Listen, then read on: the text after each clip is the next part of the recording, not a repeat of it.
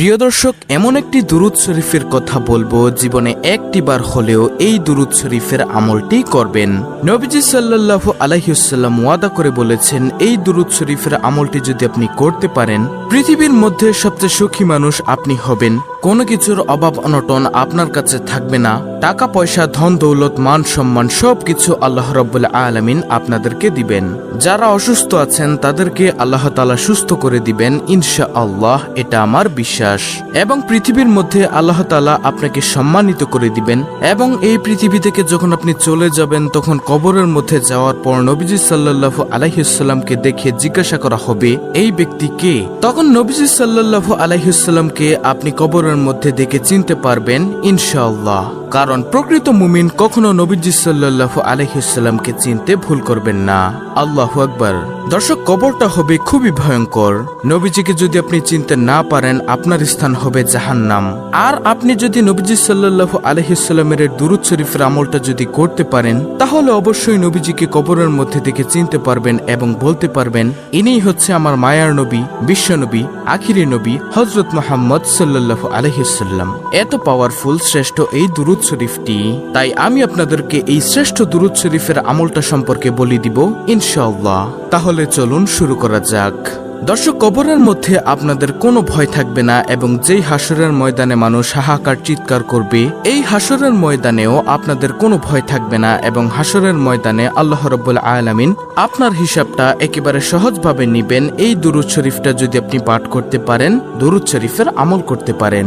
কিন্তু প্রিয় দর্শক, এখানে একটি শর্ত হলো, শুধু দুরূদ শরীফ পাঠ করলেই হবে না, পাশাপাশি আপনাকে নবীজির সুন্নত এবং আল্লাহ তাআলার ফরজ বিধানগুলো পালন করতে হবে। দেখা গেল যে আপনি নামাজ পড়লেন না, রোজা রাখলেন না, হালাল হারাম বিবেচনা করলেন না, শুধু দুরূদ শরীফ পাঠ করলেন, তাহলে কিন্তু হবে না। হাসরের ময়দানে আল্লাহ রাব্বুল আলামিন আপনাকে ডাক দিয়ে ডাকার পর আপনার চেহারার দিকে তাকাবে এবং আমলনামার দিকে তাকাবে। তাকিয়ে আল্লাহ রাব্বুল আলামিন বলবে, যাও বান্দা, আমি তোমাকে ক্ষমা করে দিলাম। সুবহানাল্লাহ। তখন আর কোনো প্রশ্ন করবেন না। এই দুরূদের উসিলায় নবীজি সাল্লাল্লাহু আলাইহি ওয়াসাল্লামের সুপারিশে আপনি বিনা হিসেবে হাসতে হাসতে আল্লাহ তাআলার ওই সুন্দর জান্নাতের মধ্যে প্রবেশ করতে পারবেন ইনশাআল্লাহ, যদি আল্লাহ তাআলা দয়া করেন এবং নবীজি সাল্লাল্লাহু আলাইহি ওয়াসাল্লাম যদি সুপারিশ করেন। তাই আমি আপনাদেরকে অনুরোধ করে বলবো, অবশ্যই দুরূদ শরীফের আমল বেশি বেশি করবেন। যে কোনো দুরূদ শরীফ পড়লেই তো লাভ, কিন্তু এই ভিডিওর দুরূদ শরীফটা পড়লে স্পেশাল লাভ। এই দুরূদ শরীফের মাধ্যমে আল্লাহ তাআলা আপনাকে দুনিয়াতে সুখে রাখবেন, সম্মানিত করে দিবেন। যে সম্মানের জন্য সবাই পাগল, যে সুখের জন্য সবাই পাগল, কিন্তু সবাই জানে না যে নবীজির দুরূদের মধ্যে যে সুখ আছে। একবার নবীজি সাল্লাল্লাহু আলাইহি ওয়াসাল্লাম ওয়াদা করে বলেছেন, এই দুরূদ শরীফটা আপনি একবার পড়বেন আর সঙ্গে সঙ্গে নবীজির রওজা পাকে ফেরেশতারা আপনার নাম, আপনার বাবার নাম, আপনার ঠিকানা সহকারে নবীজির রওজা মুবারকে পৌঁছে দিবে ফেরেশতারা। এবং সঙ্গে সঙ্গে আপনার মর্যাদা আল্লাহ তাআলা 10 গুণ বৃদ্ধি করে দিবেন এবং সঙ্গে সঙ্গে 10টি রহমত আপনার উপর নাজিল হবে এবং 10টি গুনাহ আপনার ক্ষমা হয়ে যাবে এবং 10টি নেকি আল্লাহ তাআলা আপনার আমলনামার মধ্যে দিয়ে দিবেন। সুবহানাল্লাহ। তাই আমি আপনাদেরকে বলবো, নবীজির দুরূদ আপনারা বেশি বেশি পড়বেন এবং আপনারা এই দুরূদ শরীফটা প্রতিদিন সকালে 100 বার পড়বেন। যদি দিনে পড়তে না পারেন তাহলে রাত হলেও পড়বেন। আর পড়তে মনে না থাকলে কোনো সমস্যা নেই, যখনই মনে হবে তখনই আপনি এই দুরূদ শরীফের আমলটি করবেন। ছোট্ট একটি ঘটনা আমি আপনাদেরকে বলবো। ঘটনাটি হলো, একজন বালক যুবক হজের মধ্যে গিয়ে তিনি সব জায়গার মধ্যে শুধু দুরূদ শরীফ পড়ছেন। বড় একজন আলেম হযরত নুমান শিবলি রাহমাতুল্লাহি আলাইহি তিনি বললেন, হে বালক, তুমি সব জায়গার মধ্যে শুধু দুরূদ শরীফ পড়ছো, হজের মধ্যে তো অন্যান্য দোয়াগুলো আছে, তুমি কি সে দোয়াগুলো পারো না? সে বালক বলল, হুজুর, আমি সব দোয়া পারি, তারপরও আমি শুধু দুরূদ শরীফ পড়ি। হুজুর বলল, কেন বালক, আমাকে বলো। তখন সে বালকটি বলল, হুজুর, আপনি তো জামানার সবচেয়ে বড় আলেম এবং ভালো লোক, এর জন্য আপনার কাছেই বলছি। আমি দুরূদ শরীফের যে কি পাওয়ার, যে শক্তি দেখেছি, অন্য কোনো কিছুর মধ্যে আমি এত শক্তি, এত পাওয়ার দেখিনি। তখন সেই বালকটিকে হুজুর বলল, আচ্ছা বলো তো দেখি, দুরূদ শরীফের মধ্যে তুমি কেমন শক্তি, কেমন পাওয়ার দেখেছ? তিনি বলল, অর্থাৎ সেই বালকটি বলল, আমার বাবার সঙ্গে আমি হজের মৌসুমের সময় কাফেলার সঙ্গে আমরা হজ করতে আসতেছিলাম। আসার সময় পথিমধ্যে আমার বাবা হঠাৎ অসুস্থ হয়ে গেল। অসুস্থ হয়ে যাওয়ার পর আমাদের যাত্রা বিরতি করলো। সেখানে আমরা অবস্থান করলাম। আমার বাবার অসুস্থতা দিনের দিন এবং সময় সময় বাড়তেই আছে। এজন্য আমাদের কাফেলার মধ্যে আমাদের সঙ্গে যারা ছিল এক দলের মধ্যে তারা বলল, হে বালক, তুমি তোমার আব্বুর খেদমত করো, তারপরে তুমি রাস্তা দিয়ে চলে আসো। আমরা চলে যাই মক্কাতে হজ করার জন্য জন্য তোমরা আস্তে আস্তে আসো। তখন সেই বালক হুজুরকে বলল, আমাদের কাফেলার লোকগণ সবগুলো চলে গেল এবং আমি আমার আব্বুর খেদমত করতেছিলাম। হঠাৎ করে আমার আব্বুর অসুস্থতা আরো বেড়ে যায় এবং হঠাৎ করে দুনিয়া থেকে বিদায় নিয়ে চলে যায়, মারা যায় আমার আব্বু। আমি দেখলাম হুজুর আমার বাবার চেহারাটা কালো কুচকুচে হয়ে গিয়েছে, বিগড়ে গিয়েছে, খারাপ হয়ে গিয়েছে। আমি দুশ্চিন্তায় পড়ে গেলাম, হায়রে এমন একটি জায়গার মধ্যে, মরুভূমির মধ্যে আমার আব্বুর এই অবস্থায়, আশেপাশে কোনো মানুষও নেই। যদি কোনো মানুষ দূর থেকে এসে দেখে আমার আব্বুকে এভাবে খারাপ চেহারা হয়ে গিয়েছে, বিকৃত হয়ে গিয়েছে, চেহারাটা কালো হয়ে গিয়েছে, খারাপ হয়ে গেছে, তখন মানুষ কি মনে করবে? তখন তিনি অর্থাৎ বালকটি কান্না করতে করতে বাবার চেহারার মধ্যে কাপড়টা দিয়ে ঘুরে কান্না করতে করতে সেই জায়গার মধ্যেই মনের অজান্তে ঘুমিয়ে গেছে। তিনি বললেন, অর্থাৎ সে বালকটি বলল, আমি ঘুমের মধ্যে দেখলাম একজন সাদা জুব্বা পাগড়ি পরা লোক আমার আব্বুর কাছে আসলো। আসার পর আমার আব্বুর কাপড়টা মুখ থেকে সরালো।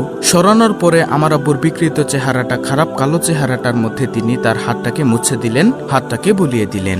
মুছে দেওয়ার সঙ্গে সঙ্গে আমার আব্বুর চেহারাটা নূরে নূরান্বিত হয়ে গেল, সুন্দর হয়ে গেল, চোখ ঝলমল করতেছিল। তখন আমি স্বপ্নের মধ্যে বললাম, আপনি কে?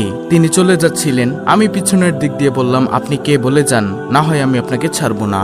কারণ এমন কঠিন সময়ের মধ্যে আমরা বিপদের মধ্যে পড়ে গিয়েছি, আর আপনি আসলেন, এসে আমার বাবাকে সাহায্য করলেন, আমার বাবার চেহারাটাকে আপনি সুন্দর করে দিলেন। আপনি কে? আপনার পরিচয় আমি জানতে চাই।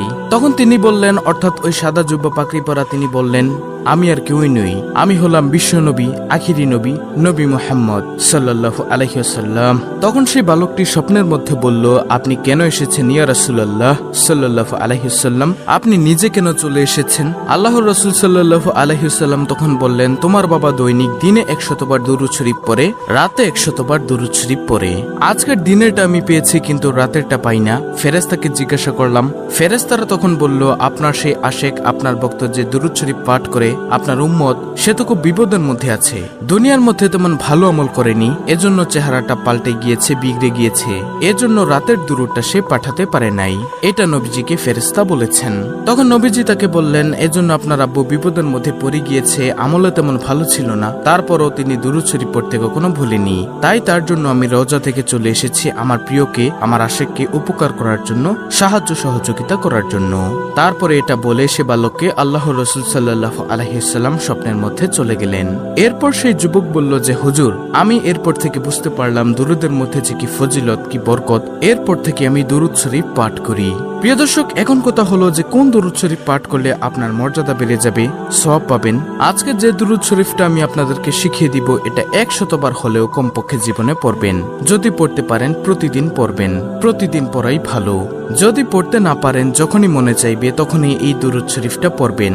আর সেই দুরূদ শরীফটা হলো, আল্লাহুম্মা সাল্লি আলা সাইয়্যিদিনা মাওলানা মুহাম্মাদিন ওয়া আলা আলি সাইয়্যিদিনা মাওলানা মুহাম্মাদিন ওয়া বারিক ওয়া সাল্লিম। প্রিয় দর্শক, আমি আবার বলছি, ভালো করে শুনুন, স্ক্রিনশট নিয়ে নিন। আল্লাহুম্মা সাল্লি আলা সাইয়্যিদিনা মাওলানা মুহাম্মাদিন ওয়া আলা আলি সাইয়্যিদিনা মাওলানা মুহাম্মাদিন ওয়া বারিক ওয়া সাল্লিম। খুবই পাওয়ারফুল একটি দুরূদ, আপনারা প্রতিদিন 100 বার করে হলেও পড়বেন। যে কোনো সময় মনে চাইলে এই দুরূদটি পাঠ করবেন। টাকা পয়সা, ধন সম্পদ আপনার চতুর্দিক থেকে আল্লাহ রাব্বুল আলামিন আপনাকে দিয়ে দিবেন ইনশাআল্লাহ। এছাড়াও প্রিয় দর্শক, আপনি নবীজি সাল্লাল্লাহু আলাইহি ওয়াসাল্লামের উপর সব সময় যে কোনো দুরূদ শরীফ পাঠ করবেন। শুক্রবার দিনে, জুম্মার দিনে বেশি পাঠ করার চেষ্টা করবেন। এই ছিল আমাদের আজকের ভিডিও, অত্যন্ত গুরুত্বপূর্ণ একটি ভিডিও। ভিডিওটি ভালো লাগলে অবশ্যই চ্যানেলটিকে সাবস্ক্রাইব করে পাশে থাকা বেল বাটন অল বাজিয়ে দিবেন। ভিডিওটিতে একটি লাইক দিবেন এবং কমেন্টে আমিন লিখবেন এবং অন্য মুসলিম ভাই বোনদের কাছে ভিডিওটি শেয়ার করে দিবেন, যেন তারাও দেখে শিখে এই দুরূদের আমলটি করতে পারে। আল্লাহ রাব্বুল আলামিন আমাদের সকলকে দুরূদ শরীফের আমল নিয়মিত করার তৌফিক দান করুন। আমিন।